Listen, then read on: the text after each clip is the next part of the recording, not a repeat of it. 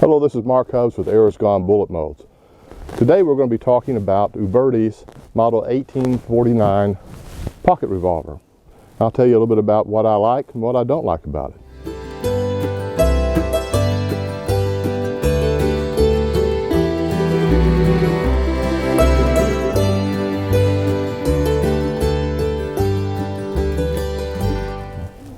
Five leaden bullets.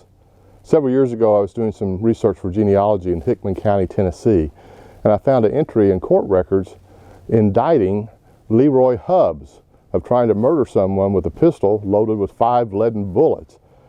Now, I don't know who Leroy is. Evidently, he's a cousin or uncle I didn't know about. And he disappears from the records after this, so I assume he went for Texas or California soon after the indictment. But Leroy chose a pistol that carried more than one round.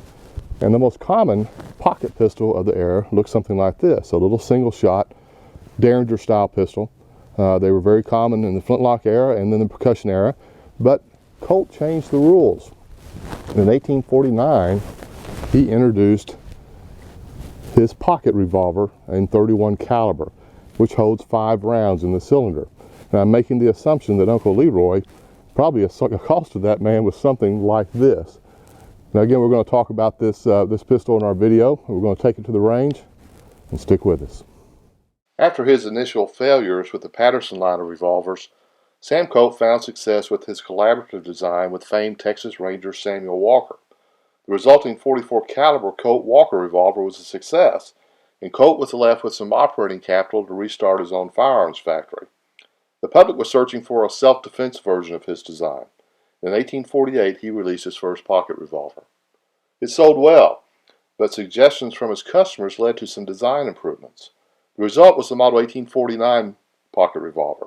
The little .31 caliber 5-shot gun sold like hotcakes and remained its biggest seller throughout the percussion era. The consistent profits from the Model 1849 kept Colt solvent through the leaner times between military contracts and downturns in the economy. Eventually, over 325,000 Model 1849s were produced from 1849 to 1873, more than any other Colt percussion revolver. It came in 4 barrel lengths, 3-inch, 4-inch, 5-inch, and 6-inch. The 4-inch barrel version was the most common, and that is the length that Uberti has chosen to reproduce. Many folks associate Colt revolvers with the Old West, and indeed they are an important part of that lore. But Model 1849s were popular with people at all walks of life, from Maine to San Francisco, and everywhere in between, even Hickman County, Tennessee. I think that the Uberti Model 1841 pocket gun is a well-made revolver. The finish is good. It's put together well, no lines, gaps in between the metal pieces. And of course, it's only made in the 4-inch barrel, which is probably the most common of the originals. Only one other company has made these in recent years that I know of, and that is Army St. Marcos, but they've been out of business for several years. So if you want a new one, this is your only available option. And they're not inexpensive. They cost as much as some of their larger caliber revolvers. Now, taking the gun apart, once you shoot it a few times and it loosens up, the pin comes out very easily. And it seems very small, very dainty, which it is. The cylinder pin, or the arbor, is very small, almost the same diameter. Well, it's actually a smaller diameter than the chambers, which are .31 caliber. And there also doesn't seem to be much issue with arbor length. When you put it on here, you can see it doesn't go beyond the frame, the edge of the barrel and the end of the frame. It seems to match up very well, which is an indicator that the arbor is the correct length. And one thing that I have found when shooting is an issue with the strength of the mainspring. See if I can put it all back together here.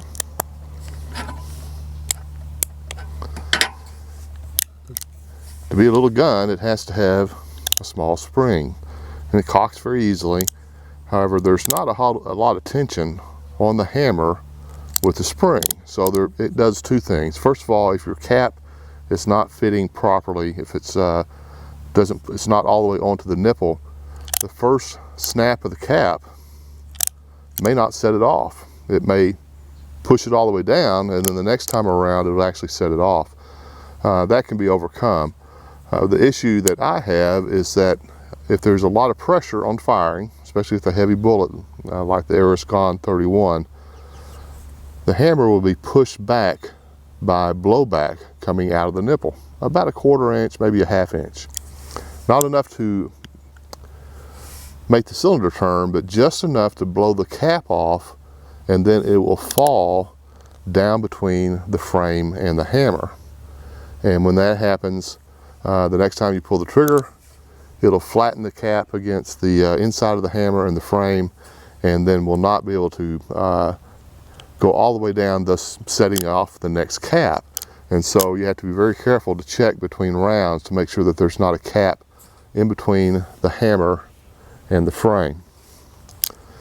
And when I go to the range, you'll see when I start firing, first of all, that when I pop caps, how I have to snap a couple of them to get them to go off.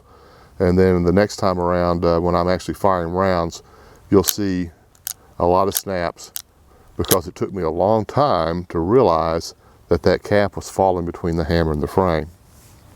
I tried to flick it like I do when I shoot a Model 51, which will usually clear it between shots, but it wasn't helping very much.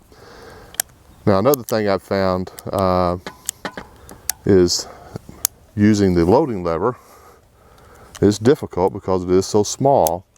You can't get much leverage on it, and it will tear up your palm if you're shooting a bullet that's much larger than chamber diameter. And there is a company that makes a very nice machined aircraft aluminum cheater bar for about $25, but I'm too cheap for that.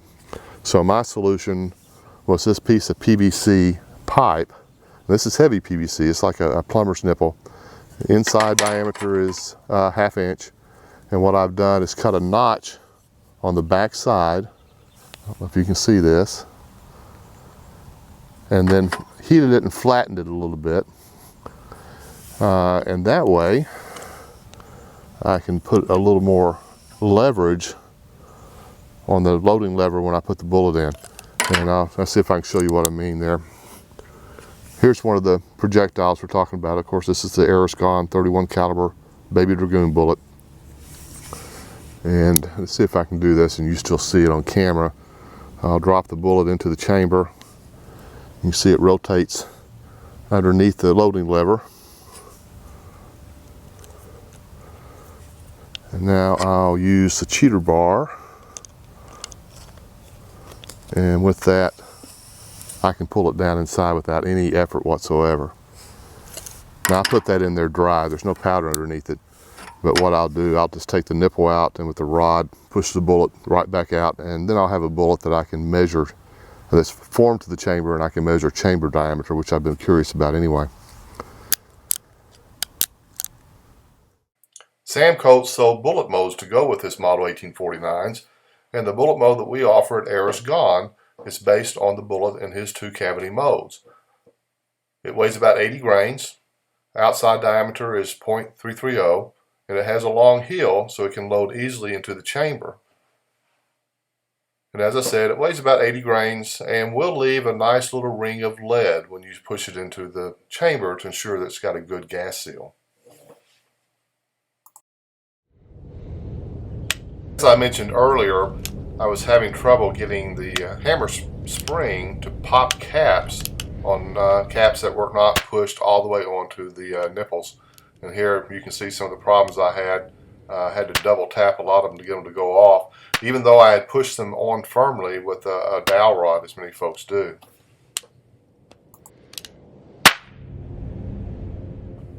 And here I am having a frustrating time trying to get the caps to ignite.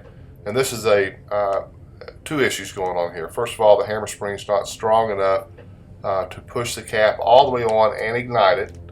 And also it's being pushed back by the pressure in a fire chamber far enough to blow the cap off and jam up the works. And as I said, it took me a while to figure out what was going on here.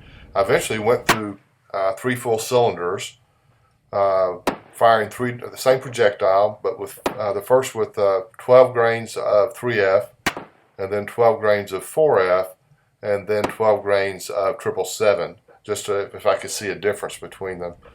Of course, the cap problem remained the same all through this, but what I found was that the report was sharper with the 4F and the 777, but I didn't see a great deal of difference in the accuracy. And I was shooting with some lube over the bullet, and I found that about 12 to 13 grains is all that you can get underneath this long 80 grain bullet, and there'll be no room for a fiber wad underneath it with that charge. Of course, it's sort of hard to concentrate on any accuracy with the trouble I have with the caps, but overall the three different loads performed about the same. This is, as I said, it was 15 yards, which would be probably the max range for a belly gun like this. But generally 4.5 to 5 inch groups. Plenty of accuracy for center of mass engagement with the bad guy at that range. I suspect I had more velocity with the F and the 4F powder, but obviously I didn't have a way to measure it at that time. I think I'll invest in a new set of nipples for my Model 49, either an Amco nipple that has a very tiny vent hole that will probably prevent some of the blowback, or maybe a set of slick shots. Maybe that will do the trick as far as the cap issue. Well, thanks for watching. I hope you enjoyed our review. Please visit our website and you can learn more about this bullet mode and others that we have to offer for black powder revolvers. And please subscribe and like if you enjoyed the video. Thanks again.